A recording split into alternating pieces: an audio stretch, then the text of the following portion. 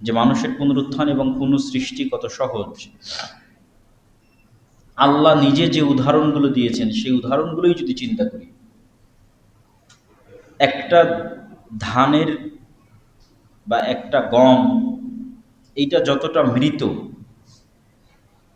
বা একটা ধানের গাছ এবং আমাদের আশেপাশে যে গাছগুলো আছে এগুলো যতটা জীবন্ত, মানুষ তার চেয়ে বেশি জীবন্ত।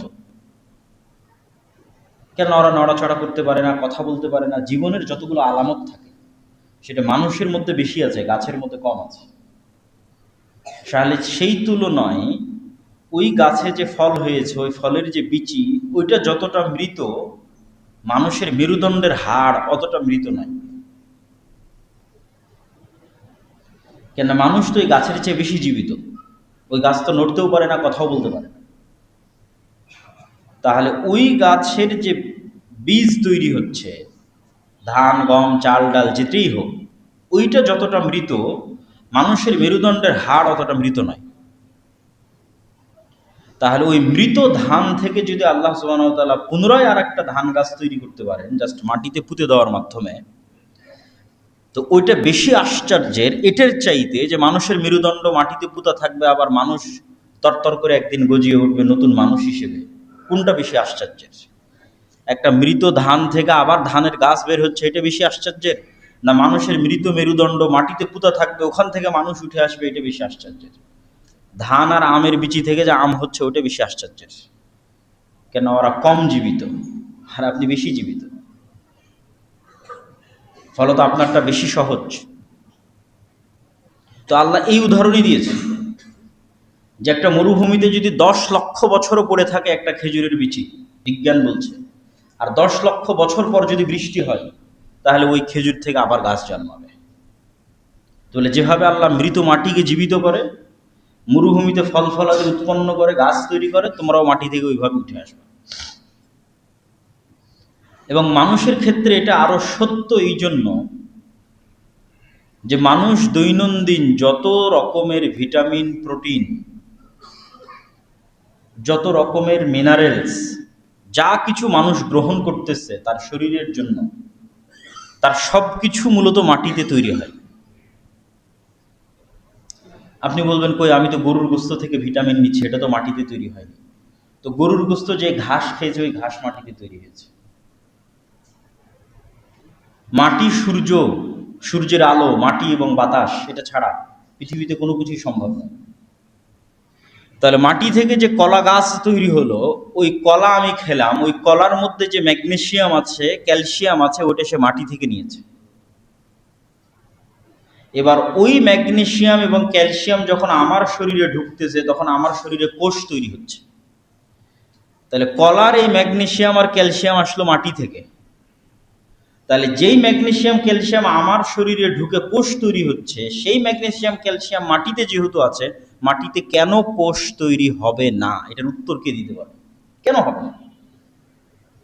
মাটি থেকে বের হওয়া ম্যাগনেসিয়াম ক্যালসিয়াম আপনার শরীরে ঢুকে যদি কোষ তৈরি করতে পারে, নতুন সেল তৈরি করতে পারে, তাহলে কালকে মাটির মধ্যেই কেন কোষ তৈরি হবে? কেন? ওই কলা তো ভিটামিন মাটি থেকেই নিয়েছে। তাহলে মানুষের পুনরুত্থান অনেক সহজ। তো আমি যে বিষয়ে আলোচনা শুরু করছি, যে আল্লাহ সুবহানাহু ওয়া তাআলা যখন কিয়ামত সংঘটিত করবেন এবং কিয়ামতের পরে মানুষের পুনরুত্থান হবে, তো এই কিয়ামতের পূর্ব মুহূর্তের কিছু ফিতনা আছে। এই ফিতনাগুলোর মধ্যে সবচেয়ে ভয়াবহ ফিতনা হচ্ছে দাজ্জালের ফিতনা। আমি যদিও ধারাবাহিক বলবো সারমর্ম, কিন্তু তারপরে ভূমিকা দিয়ে কিছু কথা বলে নিচ্ছি। যে সবচেয়ে ভয়াবহ ফিতনা দাজ্জালের ফিতনা, যেটির বিষয়ে রাসূল সাল্লাল্লাহু আলাইহি ওয়াসাল্লাম বলেছেন যে আদম আলাইহিসসালাতু ওয়াসসালাম থেকে নিয়ে কিয়ামত পর্যন্ত যত ফিতনা পৃথিবীতে সংঘটিত হয়েছে, সেটা কওমে নূহের ফিতনা হোক, কওমে লূতের ফিতনা হোক, সেটা ফেরাউনের ফিতনা হোক, সেটা নমরুদের ফিতনা হোক, সেটা আদ সামুদ জাতির ফিতনা হোক, যত ফিতনা পৃথিবীতে এসেছে, সবচেয়ে ভয়াবহ ফিতনা দাজ্জালের ফিতনা, যেটা উম্মতে মুহাম্মাদি মুখোমুখি হবে যে ফিতনার। কেন ফেরাউনের ফিতনার চাইতেও দাজ্জালের ফিতনা ভয়াবহ? কেন নমরুদের ফিতনার চেয়েও দাজ্জালের ফিতনা ভয়াবহ? ফেরাউনের ফিতনা মোকাবেলা করেছে বানু ইসরাইল, দাজ্জালের ফিতনা মোকাবেলা করবে বানু ইসমাইল, উম্মতে মুহাম্মাদী। তাহলে কেন তাদের চাইতে দাজ্জালের ফিতনা ভয়াবহ, এটাও একটু বুঝতে হবে। কেন এই শুরুতে যে দুইটা পয়েন্টে আলোচনা করেছি তার সাথে আলোচনার সম্পৃক্ততা আছে। আল্লাহ সুবহানাহু ওয়া তাআলা এই পুরো কোরআনে, আমি বলেছি যে কোরআনের সারমর্মর একটা হচ্ছে আল্লাহর তাওহীদ। ঘুরিয়ে ফিরিয়ে আল্লাহ মানুষকে বুঝাতে থেকেছেন যে কেন আল্লাহর ইবাদত করতে হবে। অসংখ্য যুক্তি তর্ক আল্লাহ তুলে ধরেছেন পবিত্র কোরআন মাজিদে। যেমন সংক্ষিপ্ত দু একটা যুক্তি তর্ক বলি। কুরবানির আগে যে মসজিদে, আপনাদের বেরায়েদের যে মসজিদে আলোচনা করছিলাম, সেই মসজিদে বলছিলাম যে ইব্রাহিম আলাইহিস সালাম তার জাতিকে যুক্তি দিয়ে বুঝাচ্ছেন, তোমরা যে মূর্তির পূজা করো এই মূর্তি কথা বলতে পারে না, কানে শুনতে পায় না, তাহলে যে কথা বলতে পারে না, শুনতে পারে না, তার তোমরা কেন ইবাদত করো? তো এইরকম অসংখ্য যুক্তি কোরআনে আল্লাহ তুলে ধরেছে। যে আকাশ থেকে বৃষ্টি বর্ষণ করতে পারে না, যে নদী নালা খাল বিল পাহাড় তৈরি করতে পারে না, তার তোমরা কেন ইবাদত করো? সেটাই মারিয়াম আলাইহিস সালামের সন্তান ঈসা আলাইহিস সালাম হোক, সেটা শাহজালাল শাহপরাণ হোক, মা কালী মা দুর্গা, যত বাতিল ইলাহের ইবাদত মানুষ করতেছে, তারা কেউই রব হওয়ার প্রমাণ দিতে পারবে না। আর যে রব হওয়ার প্রমাণ দিতে পারে না সে ইবাদতের যোগ্য নয়। এই জন্য আল্লাহ সূরা ইখলাস, কুল হুয়াল্লাহু আহাদ যে সূরা, এই সূরার মধ্যে রব হওয়ার চ্যালেঞ্জ দিয়েছে যে তুমি যদি ইবাদতের যোগ্য হতে চাও, রব হওয়ার চ্যালেঞ্জ গ্রহণ করো। লাম ইয়ালিদ ওয়া লাম ইউলাদ, তুমি কি জন্ম হয়েছো কারো পেটে? তাহলে তো তোমার মৃত্যু আছে। তুমি তো অনাদি অনন্ত নও, তাহলে তুমি কেমনে ইবাদতের যোগ্য? মানে জন্ম হলেই তো একটা নির্ধারিত সময় আগমন হয়েছে। যার নির্ধারিত সময় আগমন হয়েছে সে কেমনে রব হতে পারে? কেন রব মানে তো আসমান জমিন সবকিছু সৃষ্টি করতে হবে। ওয়ালাম ইয়াকুল্লাহু কুফুয়ান আহাদ, তোমার মতো কেউ আছে কিনা? এবং আয়াতুল কুরসিতেও একই চ্যালেঞ্জ দেওয়া আছে। আল্লাহু লা ইলাহা ইল্লা হুয়াল হাইয়ুল কাইয়্যুম, চিরঞ্জীব, মারা গেছে কিনা দেখো, মরলে ইবাদতের যোগ্য কেমনে হয়? যে চিরস্থায়ী চিরঞ্জীব সে ইবাদতের যোগ্য। লা তাখুযুহু সিনাতুন ওয়ালা নাওম, বিনা ঘুমে থাকতে পারি কিনা, বিনা রেস্টে থাকতে পারি কিনা দেখো। কে আছে, কোন মানুষ আছে বিনা ঘুমে টিকে আছে, বিনা খাওয়ায় টিকে আছে? নাই। তাহলে নাই মানে এটা তার দুর্বলতা। এই দুর্বলতা যার মধ্যে আছে সে কিভাবে রব হতে পারে?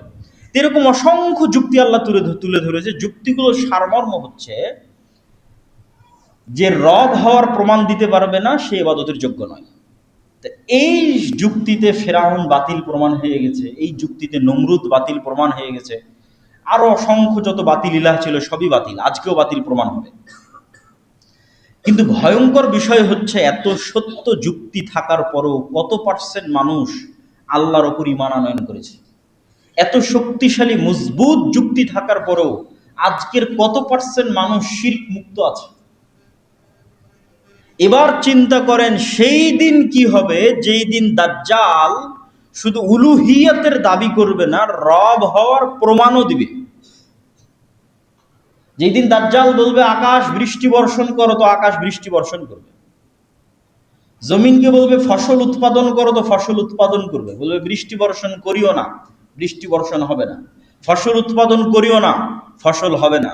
এমনকি মানুষকে হত্যা করে ইনস্ট্যান্ট মৃত মানুষকে জীবিতও করতে পারবে দাজ্জাল। তার কাছে জান্নাত থাকবে, জাহান্নাম থাকবে।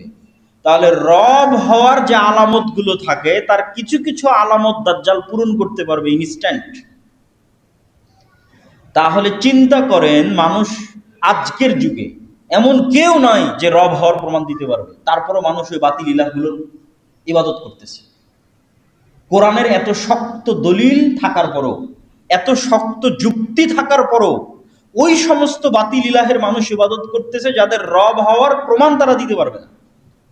তাহলে এই মানুষগুলোর কি হবে সেই দিন, যেই দিন দাজ্জাল নিজের রব হওয়ার প্রমাণ দিয়ে দিবে? সেই দিন তো যারা আজকে তাওহীদপন্থী আছে এরাও পথভ্রষ্ট হয়ে যাবে। আপনাকে একটা ছোট্ট এক্সাম্পল দিই, উদাহরণ দিই। এই যে তেলের সংকট, গাড়িতে তেল পাওয়া যাচ্ছিল না কিছুদিন পূর্বেই, তেল নাই, বিদ্যুৎ নাই, কিছু নাই। ধরেন পরিপূর্ণরূপে তেল ফুল স্টপ, বিদ্যুৎ ফুল স্টপ। এখন আপনাকে আমি বললাম বিদ্যুৎ দিব, তেল দিব, আমার আদেশে তেল আর বিদ্যুৎ যাবে, তুমি যদি এটা করো, কয়টা মানুষ তার উলুহিয়াতের জায়গা ধরে রাখতে পারবে আল্লাহ সুবহানাহু ওয়া তাআলার প্রতি? এর চাইতেও ভয়ঙ্কর বিষয়ের কথা বলা হচ্ছে, আকাশ বৃষ্টি বর্ষণ বন্ধ করে দিবে। জমিন ফসল উৎপাদন বন্ধ করে দেবে, যেগুলোর বিবরণ আমরা শুনব। তাহলে দাজ্জালের ফিতনা কেন ভয়াবহ? মানুষের ঈমান নিয়ে টানাটানি লেগে যাবে। কেন এত শক্ত মজবুত দলিল থাকার পরও মানুষ বাতিল ইলাহের ইবাদত ছাড়তে পারে না। তাহলে যেদিন দাজ্জাল আসবে সেই দিন কিভাবে সে তার ঈমান নিয়ে টিকবে? তাহলে পুরো ইসলামের দুইটা সারমর্মের উপর বিশ্বাস খুব মজবুত হতে হবে। এটা বক্তব্যের শেষে আর একবার বলবো। একটা হচ্ছে আল্লাহর তাওহীদের উপর বিশ্বাস, আর একটা হচ্ছে পরকালের উপর, পুনরুত্থানের উপর বিশ্বাস। এবার কিয়ামতের পূর্ব মুহূর্তে যে ফিতনাগুলো সংঘটিত হবে তার ধারাবাহিক বিবরণ কি? রাসূলুল্লাহ সাল্লাল্লাহু আলাইহি ওয়াসাল্লাম একটা হাদিসে বলছেন, উদুদ সিত্তাম বাইনি ওয়া বাইনা ইয়াদাই সাআহ, তোমরা 6টা জিনিস গণনা করে রাখো আমার মৃত্যু এবং কিয়ামতের মধ্যে। আমার এবং কিয়ামতের মধ্যে 6টা জিনিস গণনা করে রাখো। 1 নাম্বার মাউতি, আমার নিজের মৃত্যু। রাসূল সাল্লাল্লাহু আলাইহি ওয়াসাল্লামের আগমন এবং তার মৃত্যু কিয়ামতের সবচেয়ে বড় আলামত। কেন? আগে যত নবী এসেছে প্রত্যেক নবীর পরে মানুষ তার পরবর্তী নবীর অপেক্ষা করেছে। মানুষের কাজ কি ছিল? একজন নবী চলে গেল, পরের নবীর অপেক্ষা করা, এটা মানুষের দায়িত্ব ছিল। এরপরে কে নবী আসতেছে দেখো। কিন্তু মুহাম্মদ সাল্লাল্লাহু আলাইহি ওয়াসাল্লাম আসার মাধ্যমে এবং তার মৃত্যুর মাধ্যমে পরবর্তী কোন নবীর অপেক্ষা নয়। মানে বাক্যটা এরকম, ঈসা আলাইহিস সালাতু ওয়াস সালামের পরে কে? মুহাম্মদ সাল্লাল্লাহু আলাইহি ওয়াসাল্লাম। দাউদ আলাইহিস সালাতু ওয়াস সালামের পরে কে? সুলাইমান। তাহলে মুহাম্মদ সাল্লাল্লাহু আলাইহি ওয়াসাল্লামের পরে কে? শূন্য স্থান পূরণ হচ্ছে কিয়ামত। এটাই বাক্য। মুহাম্মদ সাল্লাল্লাহু আলাইহি ওয়াসাল্লামের পরেই কিয়ামত, আর কোনো নবী নাই তো। তাহলে মুহাম্মদ সাল্লাল্লাহু আলাইহি ওয়াসাল্লামের আগমন কিয়ামতের সবচেয়ে বড় আলামত এবং তার মৃত্যু কিয়ামতের সবচেয়ে বড় আলামত। 2 নম্বর তিনি বললেন মসজিদে আকসার বিজয়, তথা মসজিদে আকসা মুসলমানেরা বিজয় করবে, যেটা ওমর রাদিয়াল্লাহু তাআলা আনহুর যুগে বিজয় হয়েছে একবার, সুলতান সালাহউদ্দিন আইয়ুবীর যুগে বিজয় হয়েছে একবার, সামনে হয়তো আরো হতে পারে। তারপর রাসূল সাল্লাল্লাহু আলাইহি ওয়াসাল্লাম বললেন ভয়াবহ মহামারী, ছাগল বা মুরগি এদেরকে যখন মহামারী মড়ক লাগে, এরা যেমন সব মরে সাফ হয়ে যায়, মানুষ এরকম মরে সাফ হয়ে যাবে। তো যখনই কোনো ভয়াবহ মহামারী আসে, তখনই সাহাবীদের যুগে সিরিয়াতে একটা ভয়াবহ মহামারী হয়েছিল, তারা মনে করতেন এটাই সেই মহামারী। তো এটা নির্ধারিত করা সম্ভব নয়, কিন্তু পৃথিবীতে ভয়াবহ মহামারী দেখা দেবে, সামনেও ভয়াবহ মহামারী আসতে পারে। 600 কোটি মানুষ মরে 10 কোটি থাকতে পারে, 50 কোটি থাকতে পারে, অস্বাভাবিক কিছু নয়। কেন হাদিসের বাক্যের মৃত্যুর যে ভয়াবহতা, যে পশু প্রাণীতে যখন মড়ক লাগে তখন যেমন সম্পূর্ণরূপে সাফ হয়ে যায়, ওই রকম মানুষ সাফ হয়ে যাবে। তারপর রাসূল সাল্লাল্লাহু আলাইহি ওয়াসাল্লাম বললেন ধন সম্পদের আধিক্য, যে মানুষকে 100 টাকা দিলে সে এটাকে কম মনে করবে, 100 দিনার দিলে সেটাকে কম মনে করবে। তো আগের যুগের আলেম ওলামা বহু যুগকে নির্ধারণ করেছেন যে এই যুগ সেই যুগ। যেমন ওমর ইবনে আব্দুল আজিজের যুগে এত বেশি পরিমাণে আল্লাহ বরকত এবং রহমত দিয়েছিলেন, ধন সম্পদের এত আধিক্য তৈরি হয়েছিল যে জাকাত নেওয়ার মতো মানুষ খুঁজে পাওয়া যেত। এরকম অসংখ্য যুগকে তারা বলেছেন এই যুগ সেই যুগ। আল্লাহ সুবহানাহু ওয়া তাআলা ভালো জানে কোন যুগ সেই যুগ। সুম্মা ফিতনাতুন লা ইয়াবকা বাইতুম মিনাল আরাব ইল্লা দাখালাতহু, তারপরে এমন এক ফিতনার আবির্ভাব হবে যেই ফিতনা আরবের প্রত্যেক ঘরে প্রবেশ করবে। আরবের প্রত্যেক ঘরে, পৃথিবীর প্রত্যেক ঘরে নয়। কেউ ব্যাখ্যা করেছেন এই ফিতনা হচ্ছে আধুনিক যুগের মোবাইল, স্যাটেলাইট, টিভি ইত্যাদি। কিন্তু আমার মনে হয় কোরআন এবং হাদিসে যত জায়গায় ফিতনা শব্দ ব্যবহার হয়েছে, সব জায়গায় মারামারি, গন্ডগোল, হত্যা, বিগ্রহ ইত্যাদি বিষয় ব্যবহৃত হয়েছে। ফলত ফিতনা অর্থ যেহেতু সারা পৃথিবীর সব ঘর বলা হয়নি, আরবের প্রত্যেক ঘর, সেহেতু ফিতনা অর্থ গন্ডগোল, গৃহযুদ্ধ, মারামারি। এখন যেমন আরব বিশ্ব উত্তপ্ত, এর চাইতেও আরো হাজার গুণ, লক্ষ কোটি গুণ উত্তপ্ত হয়ে যাবে, যে প্রত্যেকটা ঘর যুদ্ধে অংশগ্রহণ করবে, যুদ্ধে জড়িয়ে পড়বে।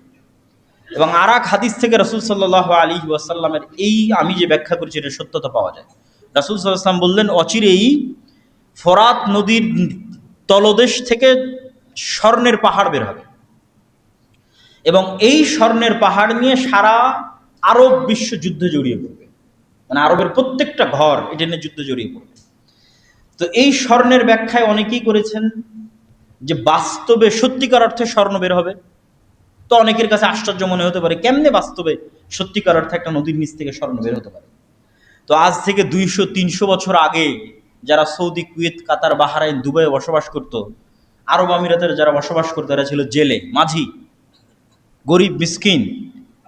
ওই মানুষগুলোকে জীবিত করে বলেন যে আজকে দুবাইয়ের মাটির নিচে কোটি কোটি ব্যারেল তেল আছে, আর সেই তেল বিক্রি করে আমরা এই বুরুজ আল খলিফা তৈরি করেছি, ওরা বিশ্বাসই করতে পারবে না। তাহলে এই মাটির নিচে যে তেল ছিল, এটা আজ থেকে 500 বছর মানুষের আগের কাছে যেমন অবিশ্বাস্য, অথচ সত্য যে আছে, এখন দেখতে পাচ্ছি আমরা তেল। তাহলে ওইটা যেমন, তাদেরকে যদি আমি বলি এর নিচে তেল আছে, ওরা যে কই তেল, তারা তো বিশ্বাস করতে পারবে না। অথচ এখন আপনি তেল ব্যবহার করতেছেন ওই মাটির নিচ থেকে। তাই এইরকমই আপনাকে ঈমান রাখতে হবে যে হ্যাঁ, এর নিচে স্বর্ণ থাকতে পারে। অথবা কেউ কেউ বলেছেন যে আজকের যুগের তেল তো বাস্তব স্বর্ণের চেয়েও দাম, তো হয়তো রাসূল সাল্লাল্লাহু আলাইহি ওয়াসাল্লাম এটার কথাই বলেছে। আল্লাহ সুবহানাহু ওয়া তাআলা ভালো জানে। কিন্তু এই দুইটা বর্ণনায় যেটা বোঝা যাচ্ছে যে আরব বিশ্বের প্রতিটা ঘর একটা ভয়ঙ্কর যুদ্ধে জড়িয়ে, গৃহযুদ্ধের মতো, এবং সেটা অবশ্যই দামি কোনো সম্পদকে নিয়ে হোক, তেল নিয়ে হোক অথবা বাস্তব স্বর্ণকে নিয়ে হোক। তারপর রাসূল সাল্লাল্লাহু আলাইহি ওয়াসাল্লাম বললেন, সুম্মা হুদনাতুন বাইনাকুম ওয়া বাইনা বানিল আসফার, হলদেটে সাদা চামড়া, যে সাদা চামড়ার রং হলুদ, সেই হলদেটে সাদা চামড়া তথা ইউরোপ, রোম, আর এক হাদিসে আছে রোমান খ্রিস্টানদের সাথে তোমাদের একটা চুক্তি হবে। হুদনা মানে চুক্তি। এবং এই চুক্তি হওয়ার পর রোমান খ্রিস্টান এবং মুসলমানেরা এক তৃতীয় পক্ষের বিরুদ্ধে যুদ্ধ করবে। রোমান খ্রিস্টান কারা? যেই সময় রাসূল সাল্লাল্লাহু আলাইহি ওয়াসাল্লাম এই হাদিস বলছেন, ওই সময় রোমান এম্পায়ারের রাজধানী হচ্ছে আজকের Istanbul, Constantinople, Byzantine Roman empire. এবং তখন রোম বললে এদের কি বোঝানো হতো, রাসূল সাল্লাল্লাহু আলাইহি ওয়াসাল্লাম যখন এই হাদিস বলেন। এবং তখনকার ইস্তাম্বুল বা তুরস্কের কনস্টান্টিনোপল কেন্দ্রিক যে বাইজেন্টাইন এম্পায়ার ছিল, তাদের মাযহাব ছিল অর্থোডক্স খ্রিস্টান, যেটা আজকে রাশিয়ার মাযহাব। তো ওই ব্যাখ্যা মাথায় রেখে কেউ বলেছে যে রাশিয়া কেন্দ্রিক যে অর্থোডক্স খ্রিস্টানরা আছে তারা। আবার কেউ বলেছেন যে না, ব্যাপক অর্থে খ্রিস্টান তথা ইউরোপের খ্রিস্টান, আমেরিকার খ্রিস্টান, সবাই। তো সারমর্ম এতটুকু নিশ্চিত যে রোম অর্থ আমরা তৎকালীন অর্থোডক্স খ্রিস্টান নেই, অথবা ইতালির রাজধানী রোম কেন্দ্রিক নেই। ইতালির রাজধানী রোম কেন্দ্রিক নিলে হবে ইউরোপ। খ্রিস্টানদের সাথে মুসলমানদের একটা চুক্তি হবে, এতটুকু নিশ্চিত। এই চুক্তির ভিত্তিতে খ্রিস্টান এবং মুসলমানেরা তৃতীয় পক্ষের বিরুদ্ধে যুদ্ধ করবে। সেই তৃতীয় পক্ষ কারা? আজ থেকে 500 বছর আগে যদি কেউ এই হাদিস পড়েছে, তার কাছে মনে হবে তৃতীয় পক্ষ মনে হয় ওরা। আজ যখন আমি হাদিস পড়ছি, আমার কাছে মনে হবে তৃতীয় পক্ষ মনে হয় এরা। কিন্তু বাস্তবে যেই দিন সংঘটিত হবে, সেই দিন তৃতীয় পক্ষ কারা আল্লাহ সুবহানাহু ওয়া তাআলা ভালো। আজকে মনে হতে পারে যে হয়তো সেই তৃতীয় পক্ষ আমেরিকা তথা ইউরোপ আর মুসলমানের একমত হয়ে